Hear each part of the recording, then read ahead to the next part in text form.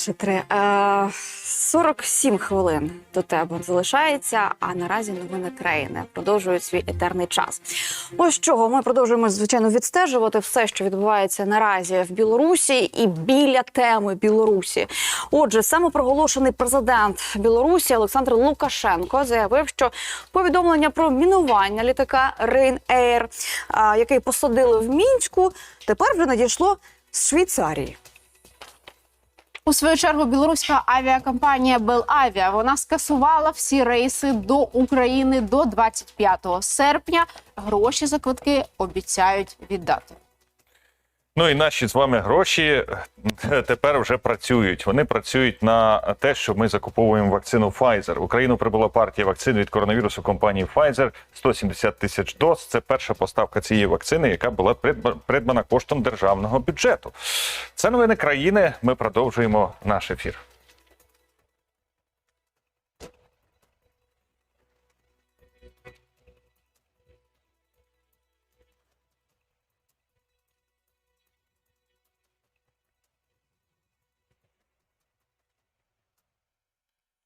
Колеги, ще раз вітаю всіх. Привіт, Марго. Привіт. Телеглядачів вітаю. Новини країни. З головної теми цього тижня починаємо.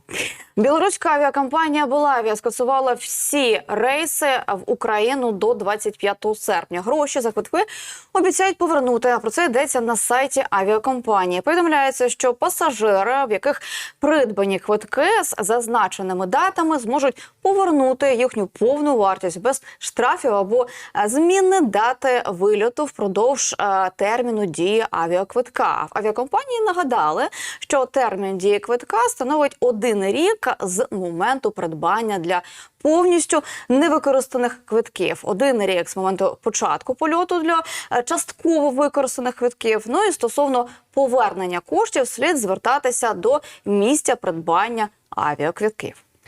Захід змінив методи атаки на Білорусь, перейшовши багато червоних ліній. Із такою заявою виступив самопроголошений президент країни Олександр Лукашенко. За його словами, західні агенти займаються дестабілізацією у Білорусі, і ми можемо почути, в принципі, його позицію. Наши недоброжелатели извне, да и внутри страны, изменили методы атаки на государство.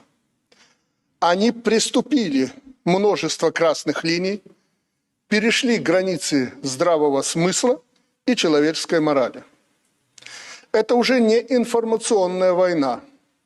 Это гибридная, современная война. Нужно сделать все, чтобы она не переросла в горячую. Они не могут нам простить ни тротила, ни манкуртов, поэтому боятся новых разоблачений в показаниях как беглых, так и внутренних. В ближайшее время мы вам представим, как и всей общественности, все, что они наговорили. Лукашенко, каже, діяв законно, захищаючи людей за всіма міжнародними правилами. За його словами, літак розгорнули, до речі, біля БелАЕС. А це могло загрожувати тим, що системи безпеки електростанцій могли бути переведені в режим повної бойової готовності. Також він назвав брехнею те, що на борту були співробітники КДБ, і те, що винищувач Міг-29 примусив лайнер здійснити посадку. А ще Лукашенко уточнив, що сигнал про мінування літака нібито надійшов з Швейцарії. Ну і наразі до нашого ефіру долучається керівниця проекту допомоги біженцям з Білорусі, антикризовий центр «Білоруський дім в Україні» Олена Філатова. Пані Олена, доброго дня. Вітаю, студія, вітаю. Пані Олена, ну давайте спочатку так. А чи дивує вас остання заява пана Лукашенка, чи ні? Чи спрогнозована була така заява? Абсолютно ні, тому що останнього часу ми бачимо, як працює пропаганда, як працює оточення Лукашенка, тому і замовлення, які він робить, для нас такі ж самі нелегітимні, як і він сам. Угу. А можете трошки детальніше розповісти, от, власне, про вашу діяльність саме ось у цьому проєкті допомоги біженцям з Білорусі? Що це і от наразі чим саме зараз ви займаєтеся? Тому що так само дуже цікаво. Білоруський дім ми заснували 23 серпня 2020 року після подій, які відбулися в Білорусі. І я вже в той час була на території України, і ми бачили, що пішла хвиля з Білорусі людей, які шукали притулок, допомогу. І саме на цього ми вирішили, що тільки в нас є деякі точки допомозі і є деякі ресурси. Я з'являюсь блогером на мій канал. Пані Олена, ми просимо вас так само залишатися з нами. Ми вас просто перенаберемо телефоном для того, щоб більш зручно з вами спілкуватися. Буквально за декілька секунд ми до вас повернемося. Ну, знаєте, саме цікаве, я пропоную все-таки деякі фрази цього диктатора білоруського Мене говорити. просто здивувало найбільше, перейшли всі межі моральної людської поведінки. Я просто не люблю, коли люди перегортають все згори на ноги і тому подібне. Ну, слухай, ну це ж його завдання, Лукашенка. Що ж він скаже, що він винен в цьому? І він так само сказав, що гібридна війна. Ну, то давайте спробуємо згадати, хто, в принципі, розпочав. Хто автор гібридної війни у світі. Це саме та країна, якої ви є сателітом. Фраза так? його. І з якою ви зараз дуже... Фраза его: «Была бомба или нет, но если бы мне доложили о том, что в самолете террорист, я бы незамедлительно отдал приказ посадить самолет». А мені здається, ти ще так, знаєш, я намагаєшся щось хвилювати його повідомити. Ти намагаєшся його видати, і так, як він це Мені розмовляє. ще дуже сильно подобається, коли він постійно говорить вони погані. Ну, ми розуміємо, так само... Ну, доктор Геббельс хто це це використовував, Гітлер використовував окей, ну, своїх. говори просто Так. конкретно. Якісь в тебе є претензії до якоїсь конкретної людини, якогось конкретного А тоді світового ця лідера, конкретна тоді говори. людина до нього звернулася і сказала, а ну Жодна. по пунктах. Жодна. А пам'ятаєте, коли Це виступав, страшно дозивати. якщо хтось речі бачив, своїми виступав Гітлер, що він ще робив, коли казав «вони»? Він показував десь туди, в ту Так, сторону. так. Вони! Так. Ось вони десь. А де вони там, вони ті, невідомо. Треба Так, їх ну давайте шукати. долучимо ще раз до нашого ефіру телефоном наразі Олену Філатову. Ще раз нагадаю, що вона керівниця проєкту допомоги біженцям з Білорусі, антикризовий центр «Білоруський дим» в Україні. Пані Олена, доброго дня ще раз вам. Вітаю. Пані Олена, давайте зрештою про вашу теперішню діяльність. Ось в чому полягає історія. Ми знаємо, що наш уряд фактично закриває повітряний простір з Білоруссю. З 26 травня він це зробив, тобто з сьогоднішнього дня.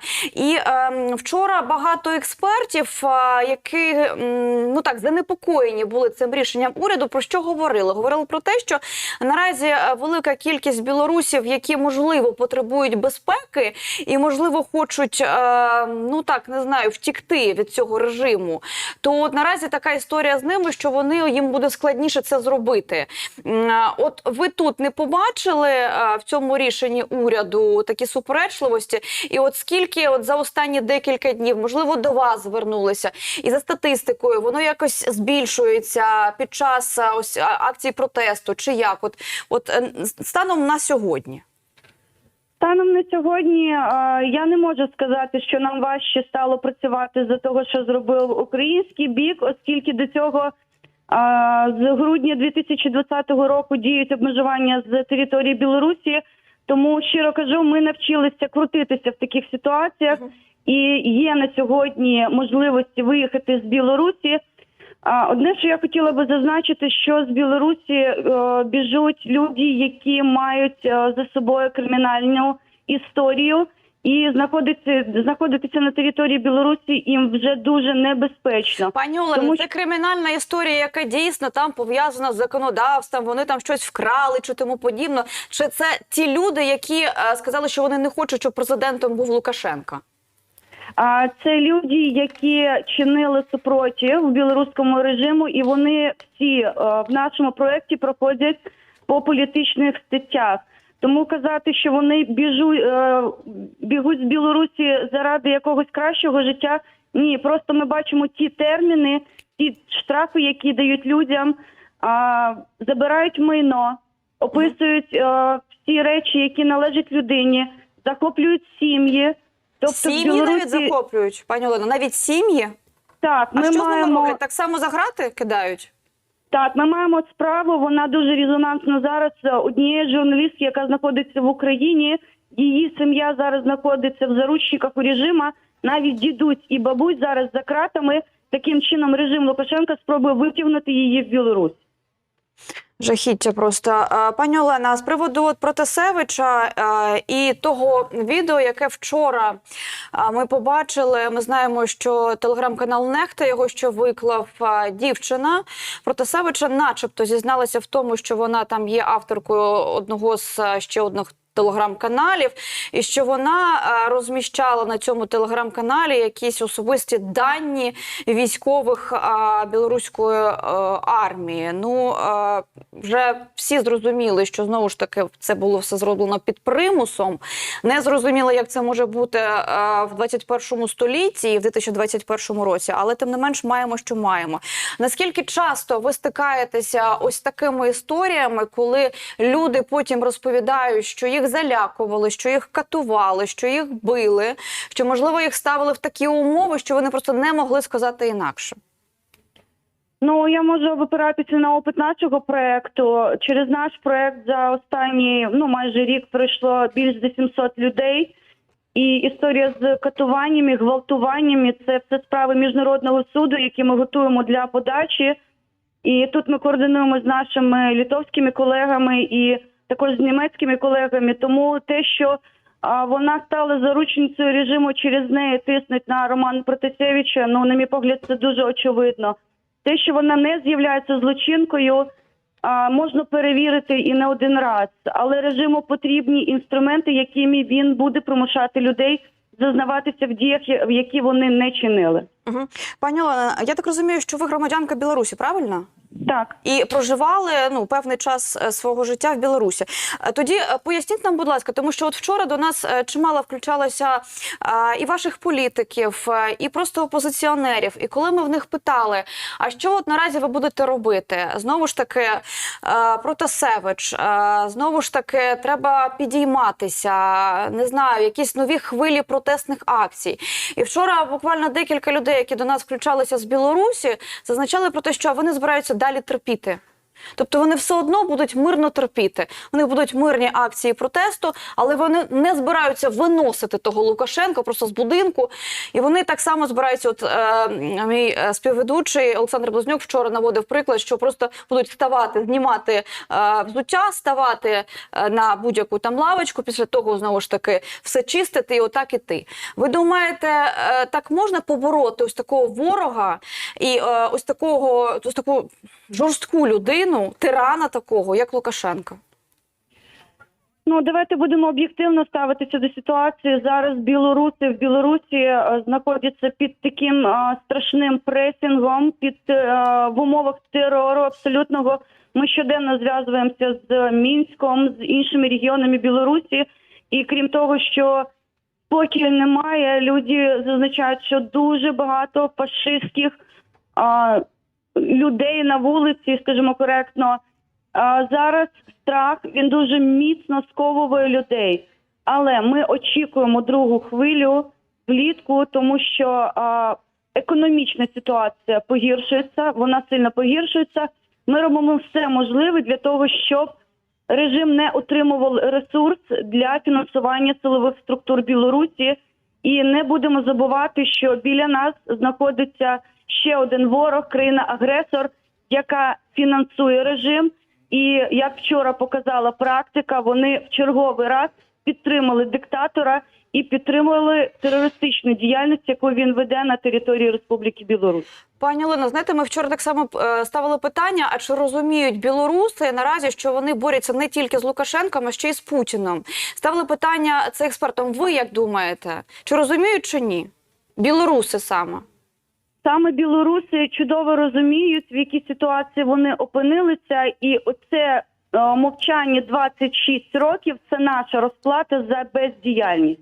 Почули. І ще от наостанок одне питання, тому що щойна інформація, так само телеграм-канал Нехта, наскільки я розумію, ждать більше нечего, терор нужно оставить раз і навсегда. Про це заявила Тихановська та Лутошка і інші демократичні сили, які заявили про готовність до нового акту активної фази протестів. Отут що ви можете сказати? Основний штаб Світлани Тихановської, вони роблять це на міжнародному рівні. Наша більш праця йде з дворами, з регіонами, з містами. Ми спілкуємося з людьми, надаємо підтримку для того, щоб вони розуміли, що вони в повній ізоляції інформаційній не залишаються сам на сам з проблемою. І тут потрібна тройка. Це вулиця, яка вийде свого часу, це стачка, яка вийде, яка вже початися винна була рік тому, і за межі, яке буде підтримувати інформаційне поле і працювати з представниками тих країн, в яких вони знаходяться. Тільки в синергії можна подолати тероризм. Дякуємо вам дуже. До нас доєдналася до ефіру Олена Філатова, керівниця проєкту допомоги біженцям з Білорусі «Антикризовий центр.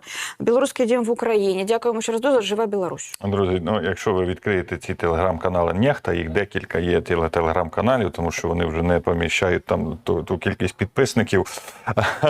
І я читаю коментарі цікаві. Один коментар, я повинен його процитувати. І з Російської Федерації, до речі, пишуть: «Салют из Российской Федерации. Надеемся, что скоро вы пнете этого старого шизоида, а там, глядишь, и мы за вами своему наваляем».